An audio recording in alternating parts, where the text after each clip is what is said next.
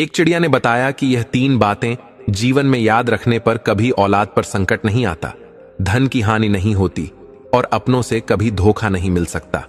तो दोस्तों, इस कहानी को ध्यान से सुने और समझे। तो चलिए कथा शुरू करते हैं। लेकिन आगे बढ़ने से पहले आपको बता दें कि गरुड़ पुराण में कहा गया है कि कथा हो या सीख, अगर बीच में छोड़ दिया जाता है तो वह पाप की श्रेणी में आता है। तो आपसे निवेदन है कि वीडियो को अंत तक पूरा देखें, और अगर आप एक सनातनी हैं तो वीडियो को लाइक करके चैनल को सब्सक्राइब जरूर कर लें। तो चलिए कथा शुरू करते हैं। पुराने समय की बात है। टीकमगढ़ राज्य के राजा का एक बेटा हुआ था जिसका नाम था सिद्धार्थ राजकुमार। सिद्धार्थ का एक नियम था, वे अपने साथ एक सेवक को लेकर बेस बदलकर रात में नगर में घूमा करते थे और नगर में घटने वाली समस्त घटनाओं को देखकर उन पर मनन किया करते थे। राजकुमार सिद्धार्थ के पिता बहुत वृद्ध हो चुके थे, इसलिए एक दिन उनकी मृत्यु हो जाती है। उसके बाद राजकुमार सिद्धार्थ को ही वहां का राजा बनाया जाता है। राजा बनने के बाद भी राजकुमार ने अपने नगर में घूमना बंद नहीं किया। हां, इतना जरूर था, पहले उनके साथ एक सेवक रहता था, अब वे अपने साथ एक मंत्री को रखते थे। एक दिन राजकुमार सिद्धार्थ और उनके मंत्री बेस बदलकर नगर में घूम रहे थे।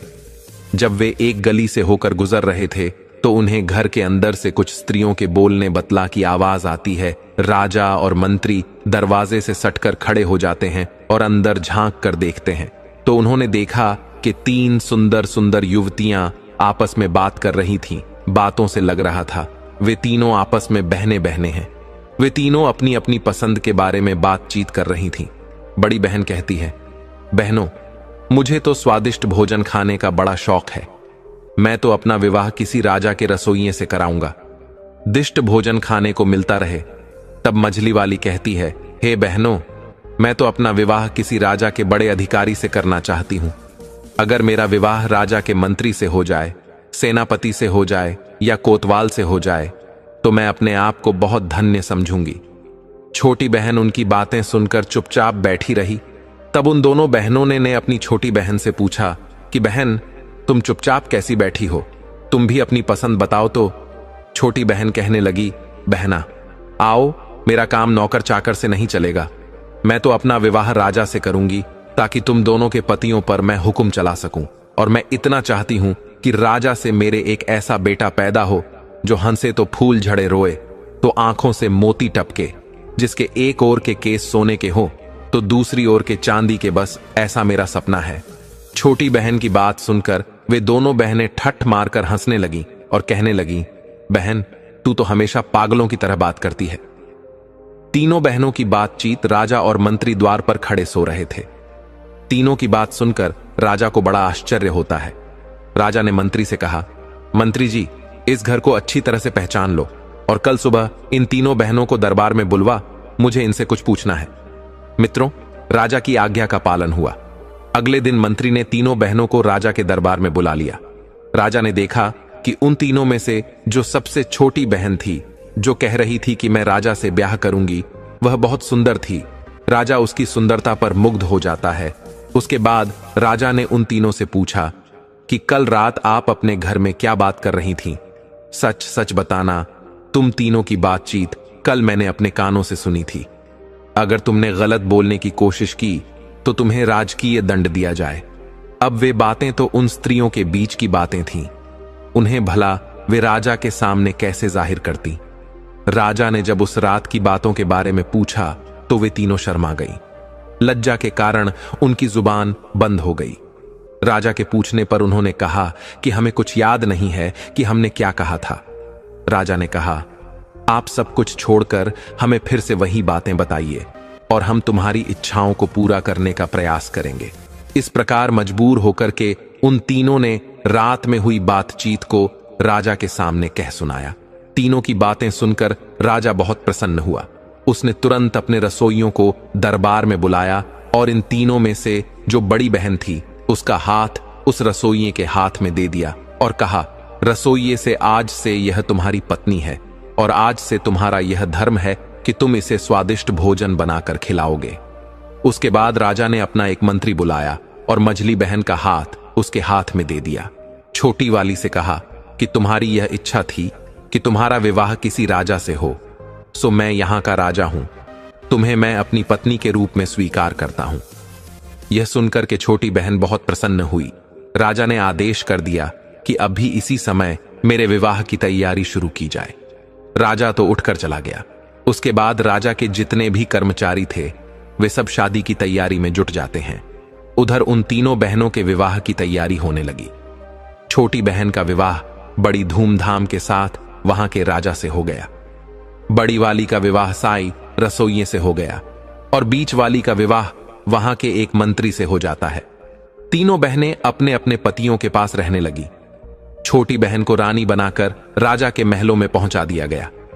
मित्रों, यह देखकर उन दोनों बहनों को छोटी वाली रानी के भाग्य से जलन होने लगी।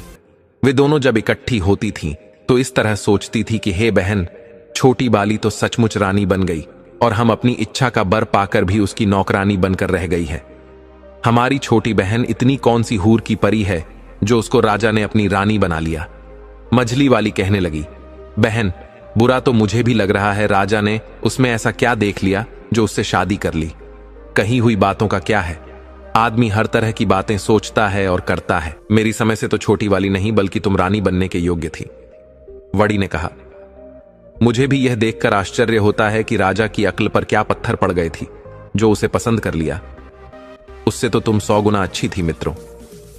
इस प्रकार वे दोनों बहनें एक दूसरे को कोसने लगी और एक दूसरे की बुराई करके अपने दिल को तसल्ली देने लगी।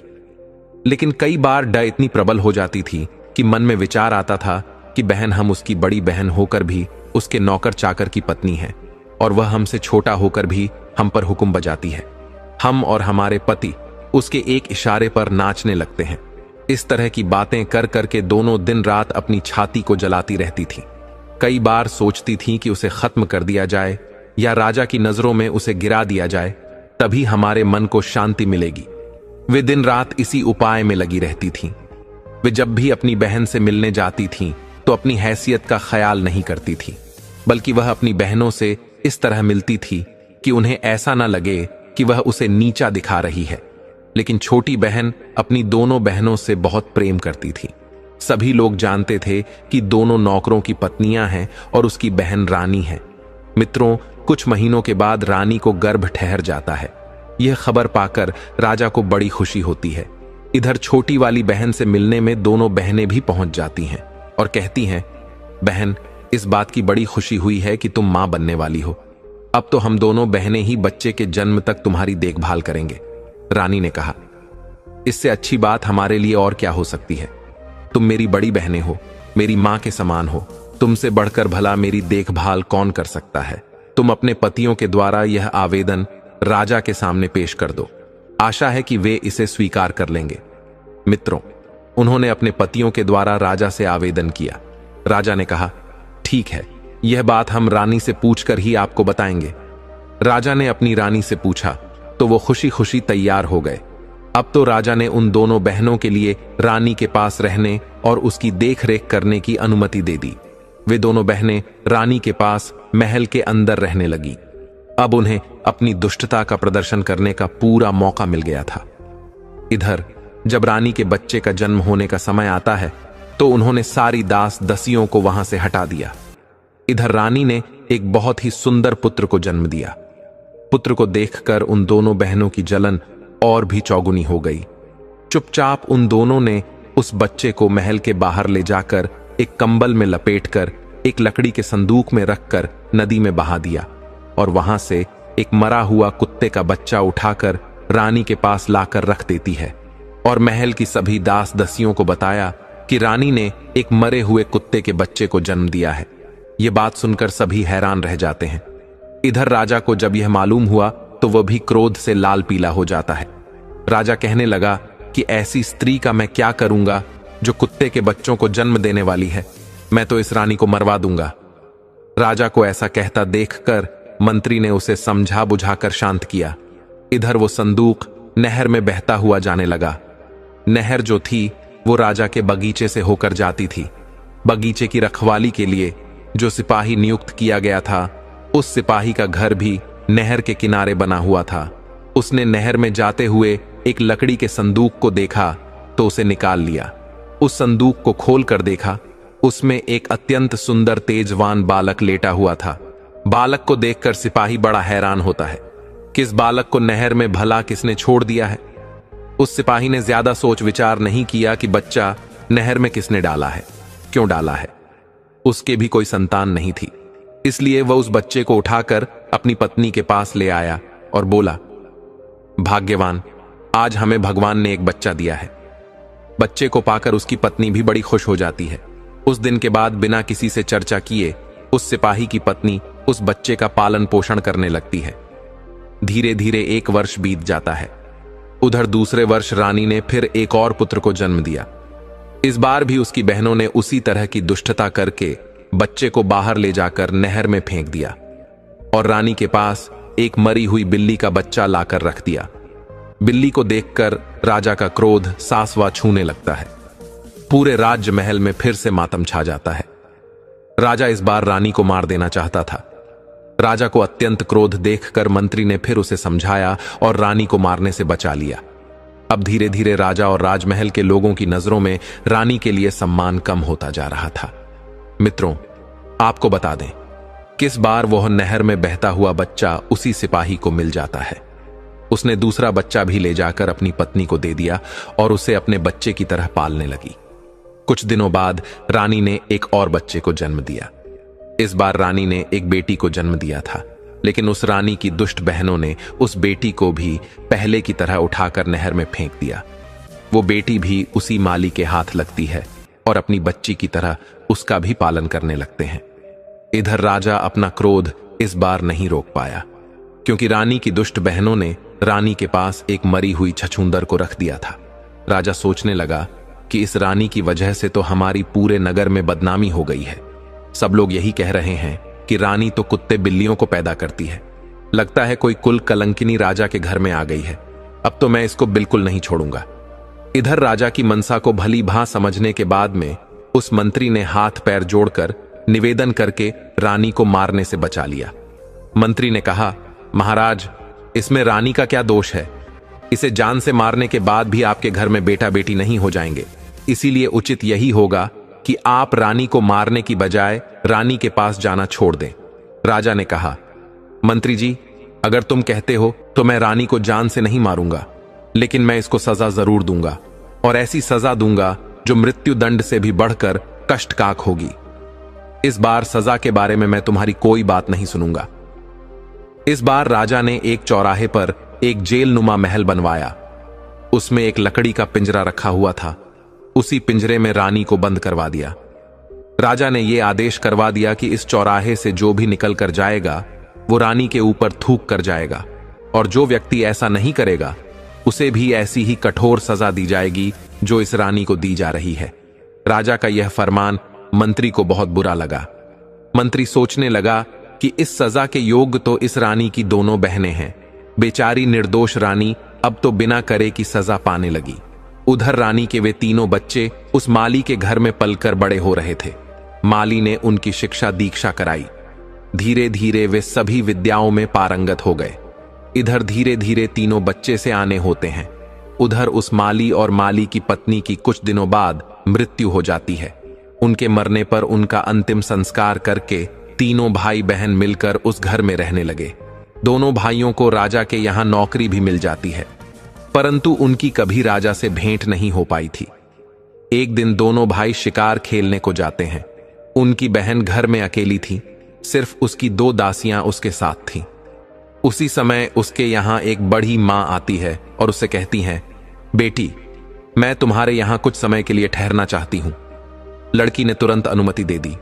लड़की ने बूढ़ी मां को भोजन कराया, उनकी खूब सेवा की। अपने घर के आसपास सुंदर बाग, बगीचे को और तालाब को दिखाया। वहां का सुंदर वातावरण देखकर बूढ़ी मां का भी हृदय खुशी से गदगद हो गया। लड़की ने पूछा, अम्मा, मेरे महल और बाग के बारे में तुम्हारी क्या राय है? क्या कोई और चीज की कमी है जो यहां होनी चाहिए? बुढ़िया ने कहा, बेटी, यह प्रश्न मुझसे ना करो तो अच्छा है। मैं कहूंगी तो तुम कहोगी कि यह 2 टके की बुढ़िया मेरे महल और बाग में नोकस निकालने आ गई। लड़की ने जोर देकर कहा, मैं ऐसा कुछ नहीं कहूंगी। तुम जो कुछ भी कमी इसमें समझती हो वह मुझे बताओ, मैं उसे पूरा करने की कोशिश करूंगी। तब बुढ़िया ने कहा, बेटी, यह सब कुछ तो तुम्हारा ठीक है, किंतु मेरी समझ में यहां पर 3 चीजें और आ जाएं तो संसार में तुम्हारा बाग सबसे सुंदर हो जाएगा, लेकिन उनका मिलना बहुत कठिन है। वो 3 चीजें क्या हैं? ध्यान देकर सुनो। एक तो है, बुलबुल मनुष्य की तरह बोलती है। जब वह बोलती है तो उसके आसपास सैकड़ों हजारों चिड़ियां जमा हो जाती हैं और उसके स्वर में स्वर मिलाने लगती है। दूसरा है एक गाने वाला पेड़। उसके पत्ते मोटे और चिकने होते हैं। जब हवा चलने पर पत्ते एक दूसरे से रगड़ खाते हैं तो उनसे मधुर संगीत निकलता है। उस संगीत को हर कोई सुनने वाला मुग्ध हो जाता है। और तीसरी वस्तु है वो सुनहरा पानी। उसकी एक बूंद किसी बर्तन में रख दी जाए तो बर्तन अपने आप भर जाता है और फिर उसमें से एक फव्वारा सा निकलता है जो कभी नहीं रुकता, क्योंकि वह पानी लौटकर उसी बर्तन में गिरता रहता है। बुढ़िया की बात सुनकर लड़की कहने लगी, अम्मा, अगर तुम्हें इन चीजों के बारे में इतने विस्तार से पता है तो तुम यह भी जानती होगी कि यह वस्तुएं कहां मिलती हैं। मुझे बताओ, मैं उनकी प्राप्ति का प्रयत्न करूंगी। बूढ़ी महिला ने कहा, बेटा, मैं तुम्हें यह नहीं बता सकती, लेकिन इतना जरूर बता सकती हूं, यहां से कोई व्यक्ति उत्तर दिशा में चला जाए और सीधा चलता चला जाए तो 10 दिन की यात्रा के बाद जो पहला व्यक्ति उसे मिलेगा उससे पूछे कि यह वस्तुएं कहां मिलेंगी, वही आगे की राह बताएगा। अच्छा बेटी, बुढ़िया कहने लगी, मुझे काफी देर हो गई है, अब मैं चलती हूं। बुढ़िया को क्या मालूम था कि वह लड़की इतनी साहसी लड़की है कि खुद इन चीजों की तलाश में निकल पड़ेगी। इसलिए उसने विस्तार से वो सब कुछ बता दिया था जो उसे मालूम था। लड़की ने उसकी बताई हुई एक एक बात याद कर ली। इधर दोनों लड़के जब शिकार से लौट कर आते हैं तो अपनी बहन को उदास बैठा हुआ देखते हैं। उन्होंने पूछा, बहन, क्या बात है? आज तुम्हारी तबीयत खराब है क्या, या कोई बात तुम्हारी मर्जी के खिलाफ हो गई है? लड़की ने सिर झुकाकर कहा, नहीं भाई, ऐसी कोई बात नहीं है। भाइयों ने कहा, यह तो तुम झूठ बोल रही हो, कुछ ऐसा तो जरूर हुआ है जो तुम्हें दुख दे रहा है। अगर तुम नहीं बताओगी तो हम तुम्हारे पास से उठकर नहीं जाएंगे।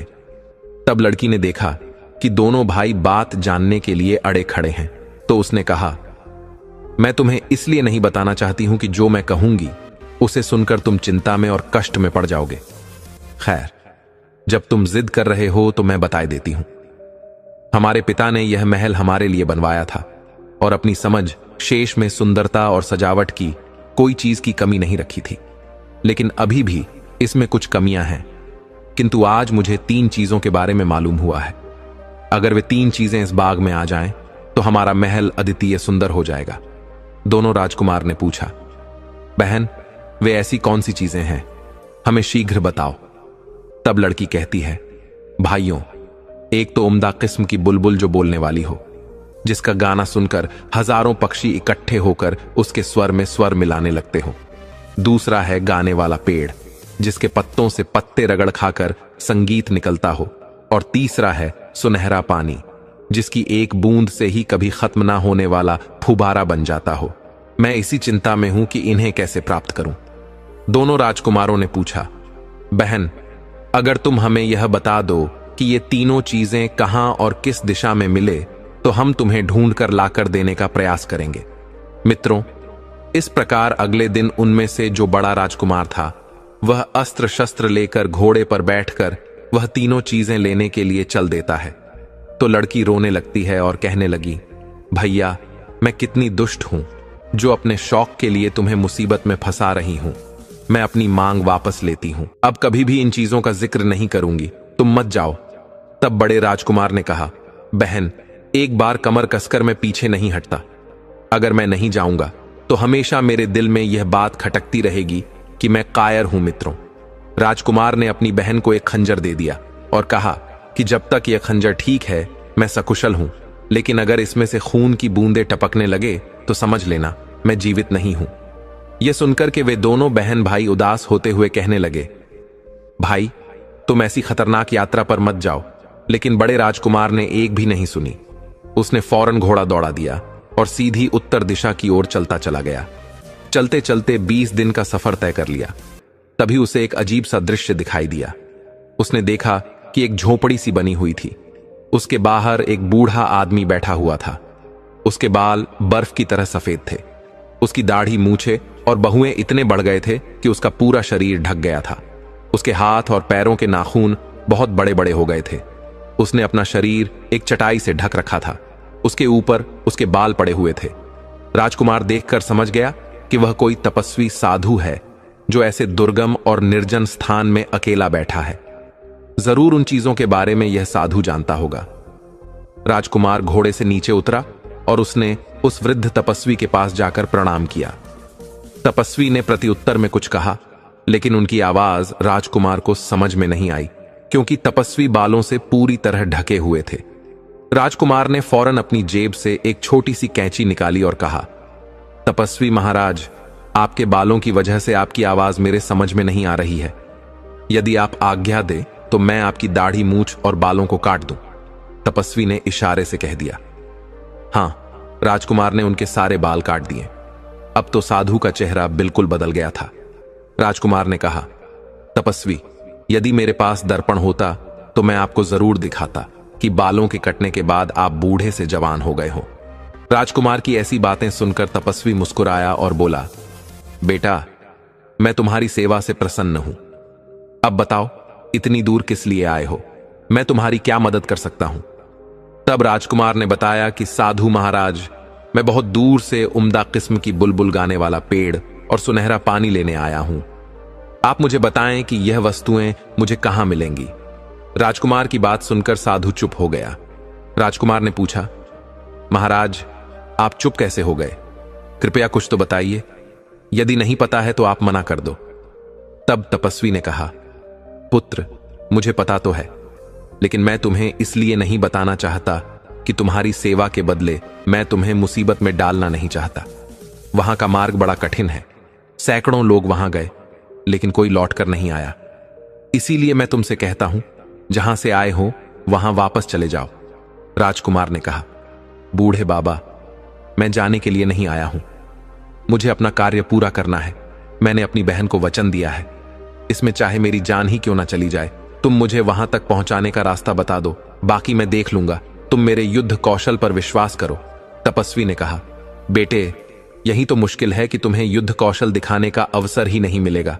तुम्हें जो जो शत्रु मिलेंगे वे सामने से मुकाबला नहीं करते हैं, बल्कि छुपे तौर पर वार करते हैं। राजकुमार ने कहा, मैं छुपे तौर पर वार करने वालों से भी निबट अच्छी तरह से जानता हूं। आप मुझे वहां जाने वाला रास्ता बता दीजिए। बस मित्रों, तपस्वी ने उसे बहुत समझाया, लेकिन राजकुमार ने अपनी जिद नहीं छोड़ी। तब तपस्वी ने अपने झोले में से एक गेंद निकाली और कहा, मुझे तुम्हारे जीवन का बहुत अफसोस हो रहा है, लेकिन तुमने जिद पकड़ ली है तो अपना भला बुरा तुम स्वयं ही जानो। तुम घोड़े पर सवार होकर के इधर को जाओ और उस गेंद को भूमि पर गिरा दो। यह गेंद खुद ही लुढ़क लगेगी और तुम के पीछे पीछे चले जाना। जब तक यह लुढ़क रहे तब तक तुम चलते रहना। एक पहाड़ के नीचे जाकर यह गेंद रुक जाएगी। वही एक पेड़ से तुम घोड़े को बांध देना और फिर आगे पहाड़ पर चढ़ने लगना। तुम्हारे दोनों ओर काले पत्थर दिखाई देंगे। तुम उन पर ध्यान मत देना। इस दौरान तुम्हें पीछे से कई आवाजें सुनाई देंगी। तुम्हें कुछ धमकियां, कुछ गालियां सुनाई देंगी। तुम उन्हें अनसुना कर देना। अगर तुमने एक बार भी डर कर पीछे की ओर देखा तो तुम और तुम्हारा घोड़ा दोनों काले पत्थर के रूप में बन जाएंगे। वहां पड़े हुए काले पत्थर वही सब लोग हैं जो इन्हीं चीजों को लेने के लिए गए थे और पीछे लौटकर देखने के कारण वहां पत्थर बन गए। अगर तुम कुशलतापूर्वक पहाड़ की चोटी पर पहुंच गए तो वहां एक वृक्ष पर टंगा हुआ पिंजरा मिलेगा जिसमें गाने वाली चिड़िया मौजूद होगी। उस चिड़िया की बातों से तुम्हें डरना नहीं है, बल्कि उससे तुम उस गाने वाले पेड़ और सुनहरे पानी का पता पूछना। वो चिड़िया तुम्हें बताएगी कि यह चीजें कहां मिलेगी। इन सब चीजों को पाने बाद तुम्हारी राह में कोई खतरा नहीं रहेगा। बेटे, मैंने यह सब तो तुम्हें जरूर बता दिया, लेकिन अब भी मैं यही कहता हूं कि तुम वापस लौट जाओ। मैं साफ साफ देख रहा हूं तुम वहां तक नहीं पहुंच पाओगे। उससे पहले ही काला पत्थर बनकर रह जाओगे। राजकुमार आगे के लिए चल देता है। तपस्वी ने वो गेंद लड़का दी। गेंद लुढ़कते लुढ़कते उसी पहाड़ी की तलहटी में जाकर रुक गई। वहां से ऊपर जाने के लिए एक बड़ा ही सखरा रास्ता था। राजकुमार ने घोड़े को वहीं बांध दिया और पहाड़ पर चढ़ने लगा। कुछ दूर आगे जाने पर उसे बड़े बड़े काले काले पत्थर दिखाई दिए। उन पत्थरों के बीच 5 कदम ही आगे बढ़ा होगा, तभी पीछे से कुछ आवाजें आनी शुरू हो जाती हैं। वे आवाजें उस राजकुमार को धमका रही थी। कोई आवाज कह रही थी, कौन है बेवकूफ जो आगे जा रहा है। कोई आवाज कहती थी, पकड़ो इसे। कोई कहती थी, यह कितना बड़ा दुष्ट है, इसे पकड़कर मार डालो। कोई उस पर चीखती थी, कोई चिल्लाती थी, कोई कहती थी, इसे घेर लो, जरूर ये उस चिड़िया को चुराने आया है। राजकुमार ने उन आवाजों की उपेक्षा की और तेजी से आगे के लिए बढ़ने लगा, लेकिन वह जितना आगे बढ़ रहा था उतनी ही आवाज तेज होती जा रही थी। उसके कानों के पर्दे फटने लगे, दिमाग सुन्न हो गया। तपस्वी ने उसे जो बताया था वो उसके दिमाग से निकल गया और एक बार वो मुड़कर पीछे देखने लगा। जैसे ही उसने पीछे देखा तो वो घोड़ा और राजकुमार दोनों काले पत्थर के बन जाते हैं। इधर अपनी बहन को राजकुमार जो खंजर देकर गया था कि मेरी मृत्यु होने पर इस खंजर से खून टपकने लगेगा। राजकुमारी उस खंजर को रोजाना म्यान से निकालकर देखती थी, लेकिन उधर जैसे ही राजकुमार काला पत्थर बना वैसे ही उसे खंजर से खून टपकने लगा। यह देखकर राजकुमारी जोर जोर से रोने लगी, सिर पटक पटक कर कहने लगी, हाय भैया, मेरी नादानी से तुम्हारी जान चली गई। न जाने किस मनहूस घड़ी में वो कमबख्त बुढ़िया यहां आई थी। वो ना यहां आती और ना मैं इस झंझट में पड़ती। मैंने उसके साथ अच्छा व्यवहार किया, लेकिन उसने मुझे लालच में डाल दिया। हे भगवान, तू मेरे भैया को जिंदा घर लौटा दे, चाहे मेरी मौत भेज दे। भैया ना रहे तो मैं चिड़िया और पेड़ और उस पानी का क्या करूंगी। मुझे कुछ नहीं चाहिए, मुझे सिर्फ मेरा भाई चाहिए। लड़की को रोता देखकर उसका दूसरा भाई भी रोने लगता है और कहने लगा, बहन, अब रोने धोने से कोई फायदा नहीं। मैं जो कहता हूं तुम वो करो। मैं पता लगाऊंगा कि भैया किस प्राकृतिक कारण से मरे या किसी शत्रु ने उन्हें घेर कर मारा है। किसी ने उन्हें मारा होगा तो मैं उसे जिंदा नहीं छोड़ूंगा। भैया की मौत का बदला जरूर लूंगा। बहन ने अपने उस दूसरे भाई को बहुत समझाया और उसे रोकने का प्रयास किया, मगर वह भी नहीं रुका। बहन बोली, मैंने एक भाई तो खो दिया है, दूसरे को मौत के मुंह में नहीं जाने दूंगी। बड़े भैया तुमसे कोई कम बहादुर नहीं था, लेकिन फिर भी वो मुसीबत में पड़ गए। वो तो मुझे अपनी कुशलता का हाल जानने के लिए खंजर भी देकर गए थे। तुम्हारा हाल मुझे कैसे पता चलेगा। तब दूसरे राजकुमार ने अपनी बहन को एक मोतियों की माला दी। उसने कहा, देखो बहन, इस माला के सारे मोती अलग अलग हैं। जिस दिन इनके मोती एक दूसरे से चिपक जाएंगे तो समझ लेना कि मैं दुनिया में नहीं हूं। ऐसा कहकर के दूसरा राजकुमार भी घोड़े पर बैठ करके चल देता है और 20 दिन की यात्रा करके वो उन्हीं आर्षि के पास पहुंच जाता है। आर्षि को प्रणाम करके उसने पूछा कि आप मुझे बता सकते हैं कि बोलने वाली चिड़िया और गाने वाला पेड़ और सुनहरा पानी कहां मिलेगा। तपस्वी ने कहा, बेटा, वो राह तो बड़ी खतरनाक है। तुम वहां जाने की बात छोड़ दो और घर वापस लौट जाओ। वहां अभी तक जितने भी लोग गए हैं कोई भी लौट कर नहीं आया है। कुछ दिन पहले एक नौजवान आया था, देखने में बिल्कुल तुम्हारे जैसा था। मैंने उसे भी बहुत समझाया, वह भी नहीं माना और वह भी अभी तक लौट कर नहीं आया है। तब राजकुमार ने जवाब दिया, वो मेरा बड़ा भाई था और यह मैं जानता हूं कि अब जीवित नहीं है, लेकिन मैं यह नहीं जानता कि वह कैसे मरा है। किसी प्राकृतिक कारण से मरा है या किसी दुश्मन ने उसे घेर कर मारा है। तब वह सिद्ध तपस्वी कहता है, मैं तुम्हें बताता हूं, बहुत से आदमी मेरी चेतावनी के बावजूद भी उस रास्ते पर चले जाते हैं और काले पत्थर बन जाते हैं। तुम्हारे भाई के साथ भी यही हुआ है। तुम मेरी बात मानो और घर लौट जाओ, वरना तुम भी काले पत्थर बनकर रह जाओगे। लड़के ने कहा, तपस्वी जी, अब मैं तो बत आगे निकल आया हूं, पीछे लौट के जाने के बारे में मैं नहीं सोच सकता। आप मुझे रास्ता बताइए। तपस्वी ने कहा, बेटी, अगर तुम जिद करते हो तो जाओ, इस गेंद के पीछे पीछे चले जाओ, यह गेंद तुम्हें मंजिल तक पहुंचा देगी। इतना कहकर तपस्वी ने वह गेंद लड़का दी। वह गेंद उस राजकुमार को पता बताती हुई लुढ़क हुई चली जा रही थी। राजकुमार उसके पीछे पीछे चलता गया। कुछ देर चलने के बाद वो गेंद एक पहाड़ की तलेटी में जाकर रुक गई। दूसरे राजकुमार ने घोड़ा वहीं पर छोड़ा और उस पहाड़ी के ऊपर चढ़ने लगा। 2-4 कदम ऊपर चढ़ा होगा कि उसने सुना कि पीछे से कोई डांट कर कह रहा है, अबे बदमाश, अरे बदतमीज, तू कहां बड़ा चला जा रहा है। रुक जा कमबख्त, मैं तुझे सजा देता हूं। गाली सुनकर के दूसरे राजकुमार को क्रोध आ जाता है। उसका खून खौल उठा। वो उस तपस्वी द्वारा बताई गई चेतावनी को भूल गया।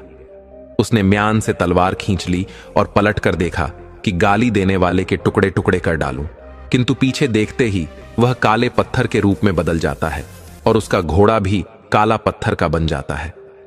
मित्रों, उधर राजकुमारी ने जब उस माला को देखा जिसे राजकुमार देकर गया था, वह माला उसने अपने गले में पहन रखी थी। उसने देखा कि माला के सारे मोती एक दूसरे से चिपक गए हैं। यह देखकर लड़की जोर जोर से चीख पड़ी। वह समझ गई कि उसका दूसरा भाई भी अब दुनिया में नहीं है। भाई के गम में वो बुरी तरह से रोने लगी और रोते रोते बेहोश हो जाती है। जब होश आता है तो उन्हें निश्चय किया कि मेरे ही कारण मेरे दोनों भाई मौत के मुंह में चले गए। मैं भी अब जीकर क्या करूंगी। मित्रों, वो लड़की भी सारी विद्याओं में निपुण थी। शस्त्र चलाना, घुड़सवारी करना, तलवारबाजी, तीरंदाजी, सभी हुनर उसे अच्छी तरह आते थे। अब तो लड़की घोड़े पर सवार होकर स्वयं अपने भाइयों की खोज में निकल पड़ी।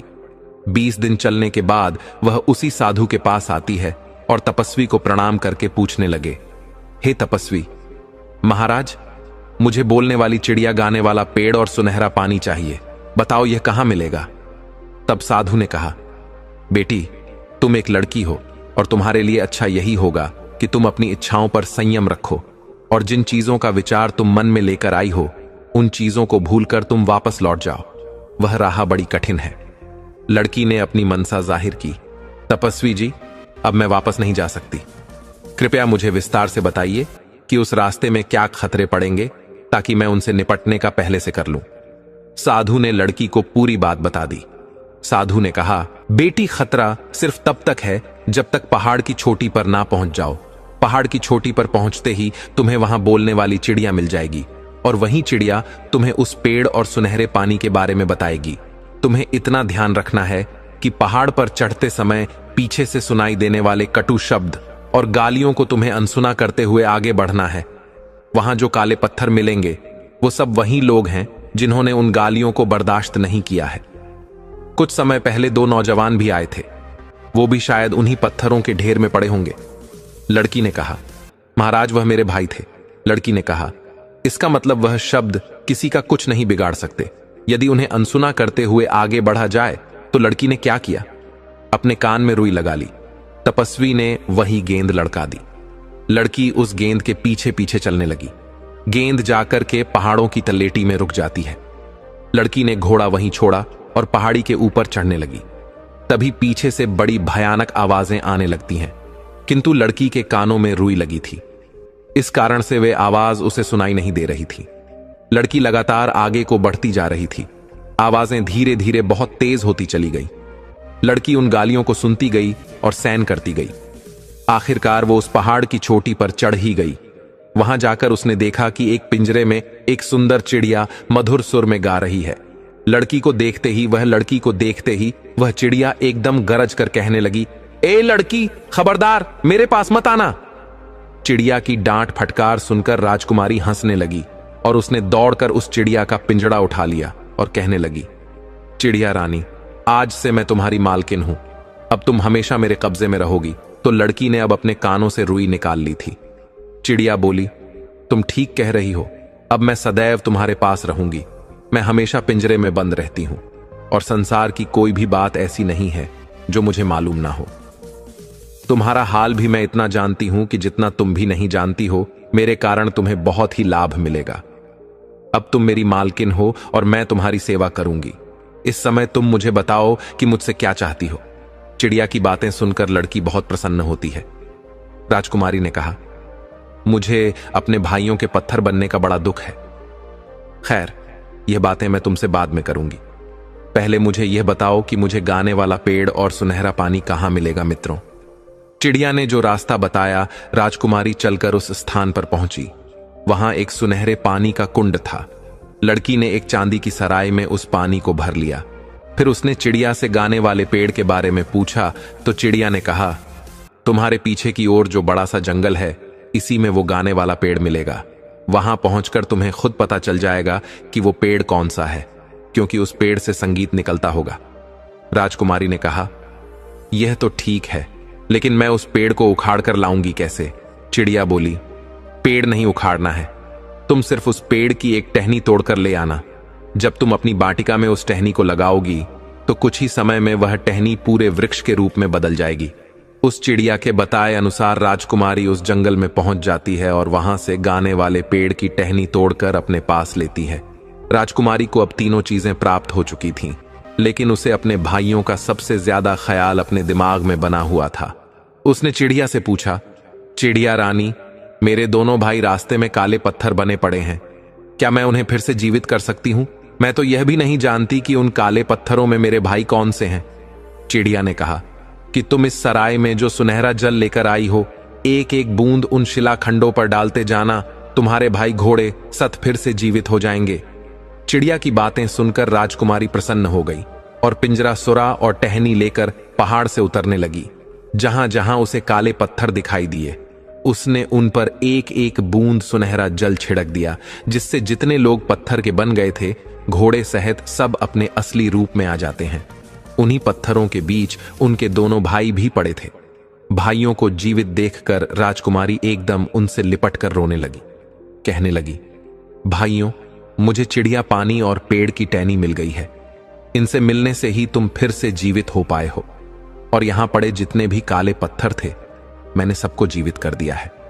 मित्रों, वे सब राजा राजकुमार राजकुमारी का धन्यवाद करने लगी कि तुमने हमें जीवन दान दिया है।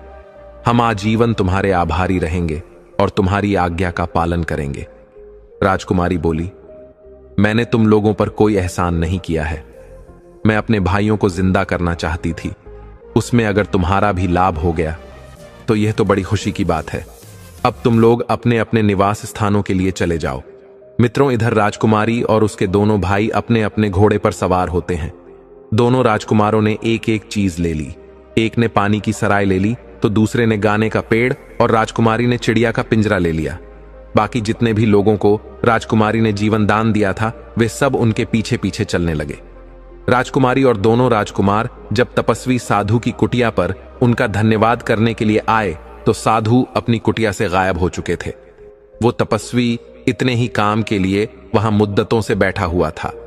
उन तपस्वी साधु की सहायता से ही आज राजकुमारी को तीनों चीजें प्राप्त हुई थीं। राजकुमारी अपने दोनों भाइयों के साथ अपने घर पर आ जाती है और उसके मकान के सामने जो उसके बगीचे का हिस्सा था, राजकुमारी ने उसे उस भाग में उसे बोलने वाली चिड़िया के पिंजरे को लटका दिया। चिड़िया ने जैसे ही बोलना शुरू किया, उसके आसपास हजारों पक्षी आकर के जमा हो गए और वो चिड़िया के सुर में सुर मिलाने लगी। राजकुमारी ने थोड़ी दूर पर उस गाने वाले पेड़ की टहनी भी लगा दी थी। कुछ ही दिनों में वह विशाल पेड़ भी तैयार हो गया। अब हवा चलने पर उसके पत्तों की रगड़ से उसमें संगीत की धुनी फूट थी। राजकुमारी ने एक संगमरमर के पत्थरों से बाग में एक कुंड बनवाया। उस कुंड में वो सुनहरा पानी डाल दिया। कुछ ही देर में वो पानी से कुंड भर गया और उसमें से एक पानी का फुबारा उठकर खड़ा हो गया। मित्रों, कुछ ही समय में उस बगीचे की चर्चा पूरे शहर में होने लगी। सारे शहर के लोग तमाशा देखने के लिए राजकुमारी के बाग में आने लगे। धीरे धीरे पूरे शहर के लोग उन तीनों को जान गए और सब लोग राजकुमारी और उसके भाइयों से बहुत प्रेम करने लगे। एक दिन दोनों राजकुमार शिकार खेलने के लिए जाते हैं। सहयोग से उसी समय उसी जंगल में वहां का राजा भी शिकार खेलने के लिए आता है। अचानक दोनों राजकुमार राजा के सामने आ जाते हैं। दोनों राजकुमारों ने राजा को प्रणाम किया। वे दोनों राजकुमार इतने सुंदर थे कि उनकी सुंदरता को देखकर राजा उन्हें देखता ही रह जाता है। उसने उनका नाम और निवास स्थान पूछा। दोनों राजकुमारों ने हाथ जोड़कर कहा, महाराज, हम लोग आपके भूतपूर्व सिपाही के पुत्र हैं। हमारे पिता अब इस दुनिया में नहीं है। हम दोनों अपनी बहन के साथ जंगल के किनारे उस महल में रहते हैं जो मेरे पिता ने आपसे अनुमति लेकर बनवाया था। हमें वो इसलिए अच्छे वातावरण रखते हैं कि बड़े होकर के हम आपकी सेवा करें। राजा ने कहा, यह तो ठीक है, लेकिन लगता है तुम यहां शिकार खेल रहे थे। क्या तुम्हें मालूम नहीं था? यह साई शिकारगाह है और यहां कोई शिकार नहीं खेल सकता। दोनों राजकुमारों ने निवेदन किया, क्षमा करें महाराज, हमारे पिता की असम मौत हो गई है।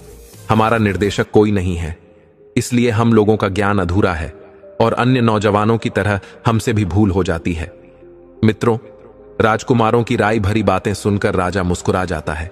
कहने लगा, पुत्रों, क्या तुम्हें शिकार खेलना भी आता है या नहीं? दोनों ने जवाब दिया, हाँ महाराज, हमें शिकार खेलना अच्छी तरह से आता है। आप हमें अवसर देकर तो देखें। तब राजा ने कहा, ठीक है, हम तुम्हें अवसर देते हैं। तुम हमें शिकार खेलकर दिखाओ मित्रों। दोनों राजकुमारों ने थोड़ी ही देर में खक शेर और एक रीछ का शिकार करके राजा के सामने लाकर रख दिया। राजा उन दोनों राजकुमारों की वीरता देख बहुत खुश होता है और कहने लगा, हे पुत्रों, मैं तुम्हें तुम्हारी वीरता से अलग नहीं करना चाहता, इसलिए मैं चाहता हूं कि तुम लोग मेरे साथ महल में चलो, मेरे साथ भोजन करो। राजकुमारों ने कहा, महाराज, इस समय हम आपके साथ नहीं चल सकते, हम इस उद्दंडता के लिए क्षमा चाहते हैं। राजा ने आश्चर्य से पूछा, क्यों नहीं चल सकते? तो उन्होंने बताया कि हमारी एक बहन है, हम तीनों जो भी करते हैं तीनों की सलाह करते हैं, हम अपनी बहन की सलाह लेकर ही आपके यहां आ सकेंगे। राजा ने कहा, मुझे इस बात की बड़ी खुशी है कि तुम भाई बहन एक दूसरे की सलाह से काम करते हो। राजा ने कहा, ठीक है, आज तुम अपने घर जाओ और अपनी बहन से पूछकर कल तुम इसी जगह पर हमें आकर मिलना। इस प्रकार दोनों राजकुमार राजा से आज्ञा लेकर अपने घर चले आते हैं, लेकिन वह उस घटना के बारे में बातचीत करना अपनी बहन से भूल गई। अगले दिन जब वे फिर उसी जंगल में शिकार खेलने गए तो राजा ने फिर पूछा कि तुमने अपनी बहन से सलाह ली या नहीं? राजा के पूछने पर वे दोनों घबरा जाते हैं, एक दूसरे की ओर देखने लगे। उन्होंने कहा, महाराज, हमसे भूल हो गई, हम इस बात की चर्चा करना भूल गए। राजा ने कहा, कोई बात नहीं है, आज नहीं तो कल पूछ लेना। दोनों राजकुमार अपने घर आते हैं और अपनी बहन से कहते हैं कि बहन, आज हम शिकार खेलने गए थे तो हमें यहां का राजा मिला था और राजा ने हम दोनों को अपने आप भोजन पर बुलाया है। राजकुमारी ने कहा, यह तो तुम्हारे लिए सौभाग्य की बात है, लेकिन रुको राजा योगी, अग्निजल, इनकी उल्टी रीत इनसे बचकर चालियो, थोड़ी पालियो प्रीत। मैं उस बोलने वाली चिड़िया से पहले पूछ लूं कि राजा का निमंत्रण हमें स्वीकार करना चाहिए या नहीं। राजकुमारी फौरन चिड़िया का पिंजरा लेकर अपने कमरे में आई और पूछने लगी कि चिड़िया रानी, तुम्हें तो सारी बातें पता है, तुमसे कोई बात नहीं छुपी है और तुम सलाह हमेशा सही होती है। मुझे तुमसे एक सलाह लेनी है।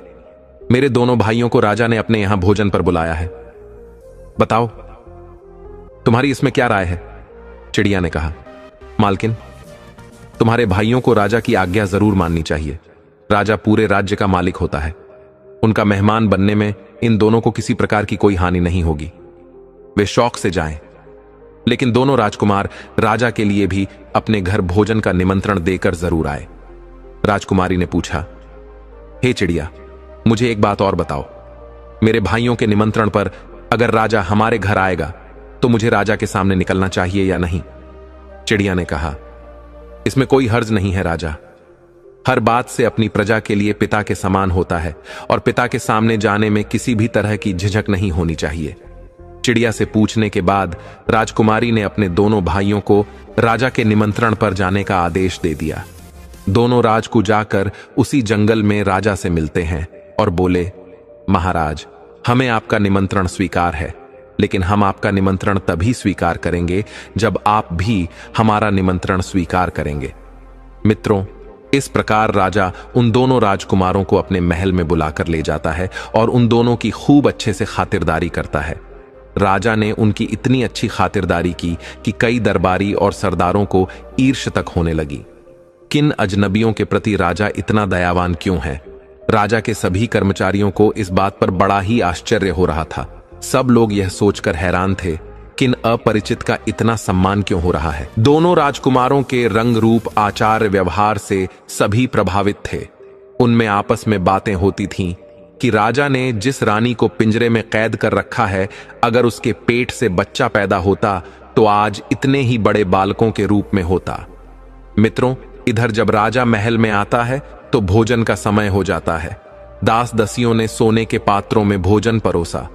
राजा ने उन दोनों कुमारों को भोजन करने के लिए बैठने को कहा।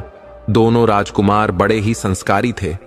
राजा ने उनकी कई तरह से परीक्षा लेकर देख लिया, लेकिन हर परीक्षा में खरे उतरे।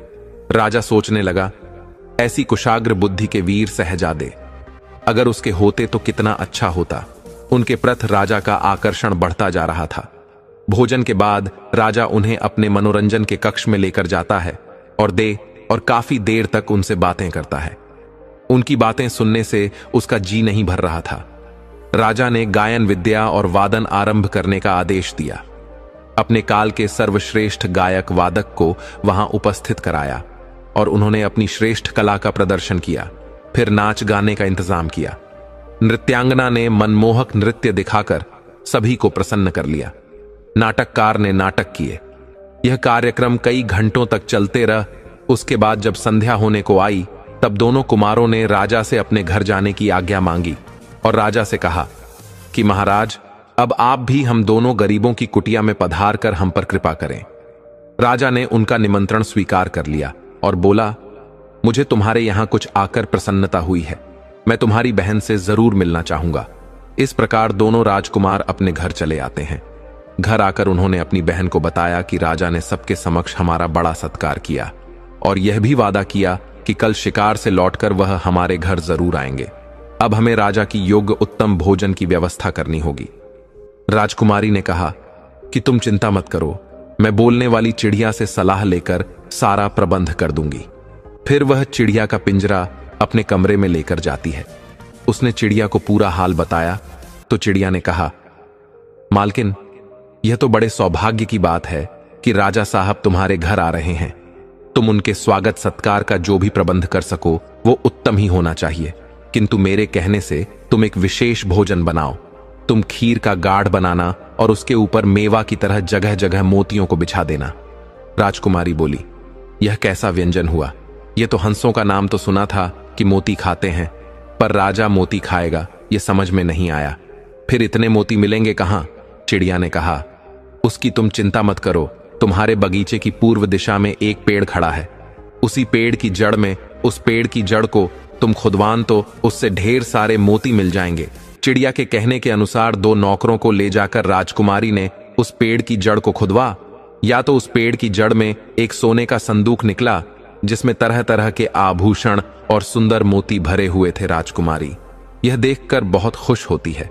अब उसे चिड़िया पर बहुत अधिक विश्वास हो गया था। इधर राजकुमारी ने मकान की ऐसी सफाई कराई कि मकान चमकने लगा। समय दोनों राजकुमार बढ़िया कपड़े पहनकर घोड़ों पर सवार होते हैं और शाही शिकार गांव में पहुंच जाते हैं। शिकार गांव में कुछ देर तक उन्होंने राजा के साथ रहकर शिकार खेला, किंतु उस रोज गर्मी अधिक थी। धूप बहुत तेज पड़ रही थी, इसलिए उस दिन उन दोनों ने शिकार खेलना जल्दी खत्म कर दिया और अपने सैनिकों को वापस भेज दिया। राजा अपने दोनों सैनिकों के साथ उस कुमार के घर आता है। उधर जब राजा उनके द्वार पर आया तो राजकुमारी ने हाथ जोड़कर राजा को प्रणाम किया। राजकुमारों ने बताया कि यह हमारी बहन है।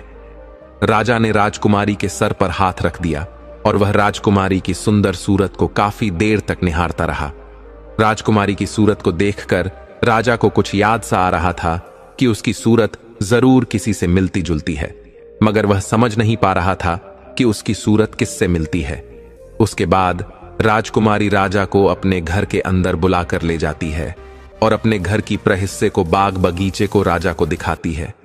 राजा ने पूरा भवन देखकर कहा, तुमने अपने महल की सजावट और रख रखा बहुत अच्छे ढंग से किया है। अब मुझे अपना बाग भी दिखाओ। कोई आदमी मुझसे तुम्हारे बाग की बहुत तारीफ कर रहा था। यह बाग तुम्हारे पिता के द्वारा लगाया हुआ था। राजा बाग को गौर से देखने लगता है। उस बाग में सब कुछ तो सुंदर था, लेकिन उस बाग के बीच में जो फुबारा था, राजा की नजर उस पर जम गई। उस फुबार केर सुनहरा पानी काफी ऊंचाई तक उछल रहा था। राजा ने पास में जाकर देखा तो हैरान रह गया। तब तक उसे एक पेड़ से बहुत सुंदर संगीत की धुनी सुनाई देने लगी। राजा कहने लगा, लगता है इन्होंने अपने बगीचे में गाने बजाने वालों का भी इंतजाम कर रखा है, क्योंकि बाग से बड़े ही सुंदर संगीत की धुनी सुनाई दे रही थी। तो राजा ने उनसे पूछा, क्या सचमुच तुमने गाने बजाने वालों का अपने बाग में प्रबंध कर रखा है? तो राजकुमारी हंसकर कहने लगी, महाराज, यहां कोई गवैया नहीं है।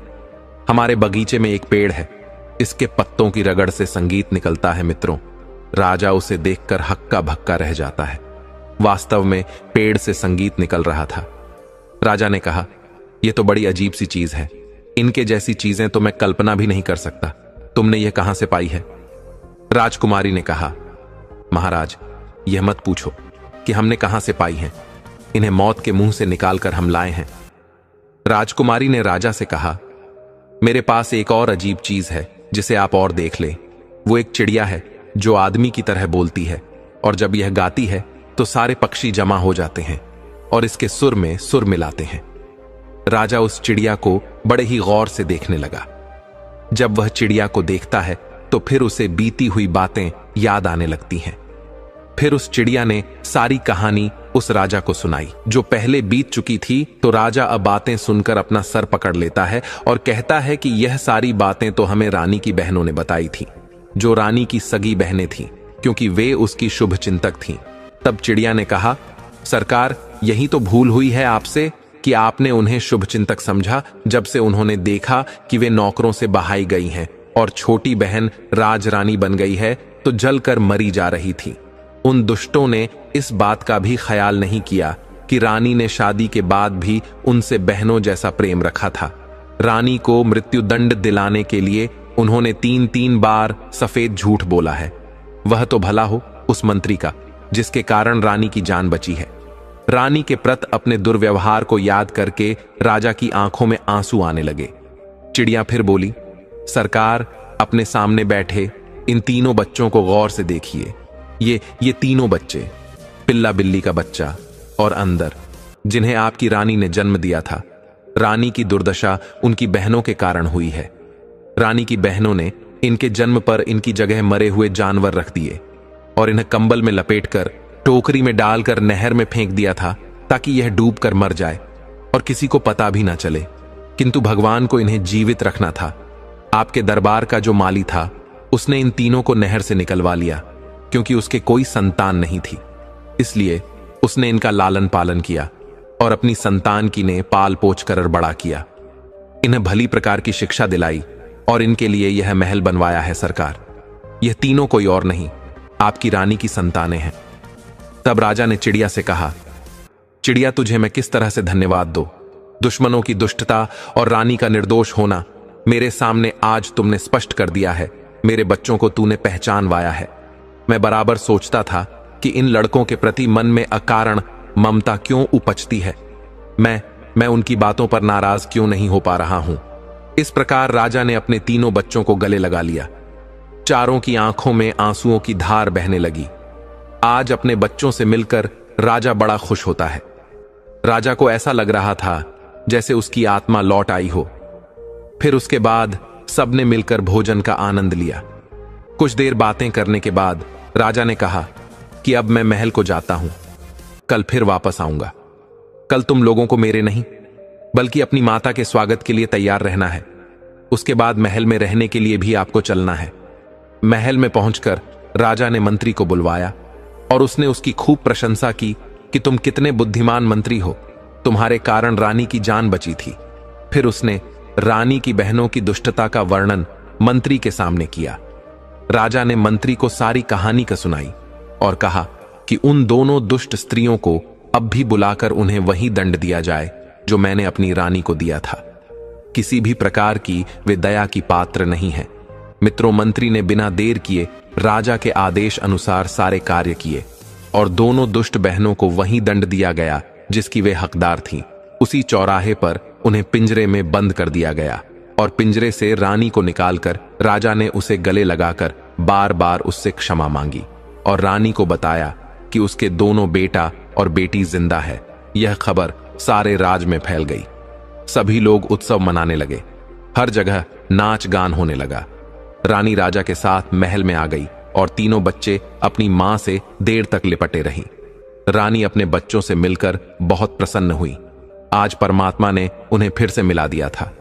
राजकुमारी ने अपनी मां को उस बोलने वाली चिड़िया से मिलाया और अपने सुंदर बाग में खड़े उस पेड़ को दिखाया जिससे संगीत निकलता था।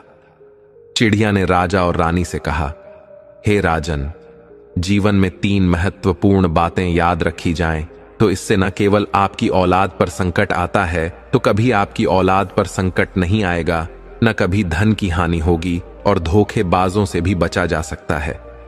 पहली बात, बिना देखे सुनी सुनाई बातों पर विश्वास करके कोई निर्णायक कदम ना उठाए। अगर किसी को सजा देने की बात हो तब कभी सुनी सुनाई बातों पर विश्वास नहीं करना चाहिए।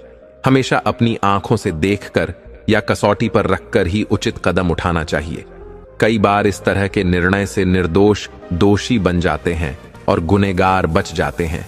किसी भी काम में संयम और विवेक से निर्णय लेना चाहिए, चाहे वह धन के मामले हो या रिश्तों के जल्दबाजी या अंधविश्वास से बचना चाहिए। अपने निर्णयों से संतुलित रहना और सही समय पर सही निर्णय लेना आपको आर्थिक हानि से बचा सकता है और अपनों से धोखे की संभावना को कम कर सकता है। नंबर 2, कितना ही घनिष्ठ मित्र हो उस पर भी विश्वास नहीं करना चाहिए। हमेशा विश्वासी ही धोखा देता है। विश्वास तब करें जब उन्हें अपनी कसौटी पर परख ले और बीच बीच में उनकी परीक्षा करते रहे। नंबर 3, लोग धोखा इन 3 कारणों से देते हैं: ईर्ष बस, लोभ बस और अपमान बस। हमेशा ईर्ष रखने वालों से दूर रहिए। लोभी, लालची और कामी लोगों से दूरी बनाकर रखिए और किसी का अपमान मत करिए। आप हमेशा और आपका परिवार सदैव धोखों से और संकटों से बचा रहेगा। कभी धन की हानि नहीं होगी। तो मित्रों, इस तरह से राजा का पूरा परिवार इकट्ठा हो जाता है और फिर से राजा के घर में वह खुशी लौट आती है। रानी की सारी मुश्किलें कट जाती हैं। तो दोस्तों, ये कहानी कैसी लगी कमेंट सेक्शन में जरूर बताना। मिलते हैं आपसे अगले वीडियो में एक और चर्चा के साथ। आप सभी का बहुत बहुत धन्यवाद। जय श्री कृष्णा।